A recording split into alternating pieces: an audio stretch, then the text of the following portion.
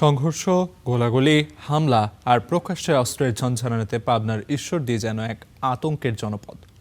স্থানীয়দের অভিযোগ, আধিপত্য বিস্তার ও রাজনৈতিক বিরোধকে কেন্দ্র করেই ঘটছে বেশিরভাগ অপরাধ এবং তা মোকাবিলায় নির্বিকার প্রশাসন।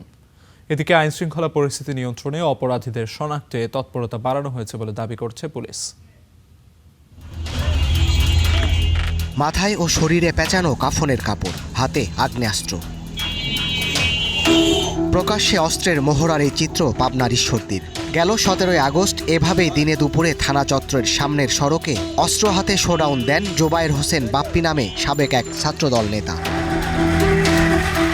অস্ত্রের মহড়ার রেশ কাটতে না কাটতেই ঠিক দুদিন পর 19 আগস্ট ঈশ্বরদী উপজেলা স্বেচ্ছাসেবক দলের আহ্বায়ক শরীফুল ইসলাম শরীফকে গুলি ও কুপিয়ে হত্যার চেষ্টা করে দুর্বৃত্তরা। এছাড়া 3 আগস্ট সুমন নামে এক যুবককে গণপিটুনিতে হত্যা করা হয়। এর আগে 3 এপ্রিল ইমরান হোসেন সোহাগ নামের এক ছাত্রদল নেতাকে কুপিয়ে ও গুলি চালিয়ে হত্যা করা হয়। এভাবে একের পর এক হত্যাকাণ্ডে আতঙ্কিত স্থানীয়রা।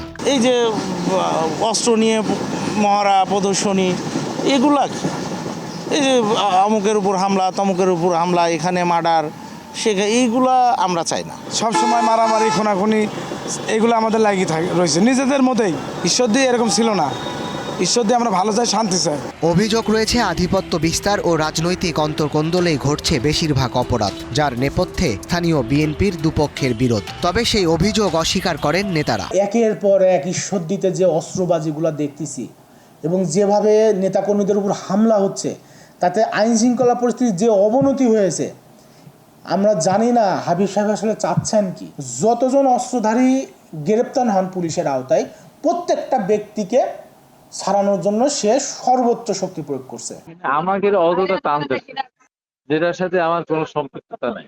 এরা এত নোংরা, পেন্টুর গ্রুপ পুরা ভাইগুলো 4টা বসে রয়েছে, এত নোংরা জায়গায় নিজের ভাইকে খুন করছে নিজের বাড়ির সামনে।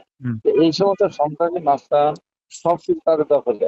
আমার দল ভেবে আসতে হবে, এই কারণে লুকায় থাকে। যত লুকায় থাকছে, যত আমি সাথ দিচ্ছি, তত বেশি মাথা উঠছে। তবে পুলিশের দাবি, আইন শৃঙ্খলা পরিস্থিতির উন্নয়নে বাড়ানো হয়েছে টহল ও নজরদারি। আইন শৃঙ্খলার অবনতির সাথে শুধু এই বিষয়গুলো না, এখানে রাজনৈতিক কিছু বিষয় আছে যেগুলোর কারণে অনেক সময় প্রভাব পড়ে। কোনো একটা ইস্যু নিয়ে হয়তো বা উত্তেজনা বিরাজ করছে, বাট তার মানে এই না যে পুরো ঈশ্বরদী বা পাবনা জেলার আইন শৃঙ্খলা ভেঙে পড়ছে। জনগণের নিরাপত্তা নিশ্চিত ও আইন শৃঙ্খলা পরিস্থিতির উন্নয়নে কঠোর ও দৃশ্যমান পদক্ষেপ নেয়ার দাবি জানান স্থানীয়রা। Desk report, star news.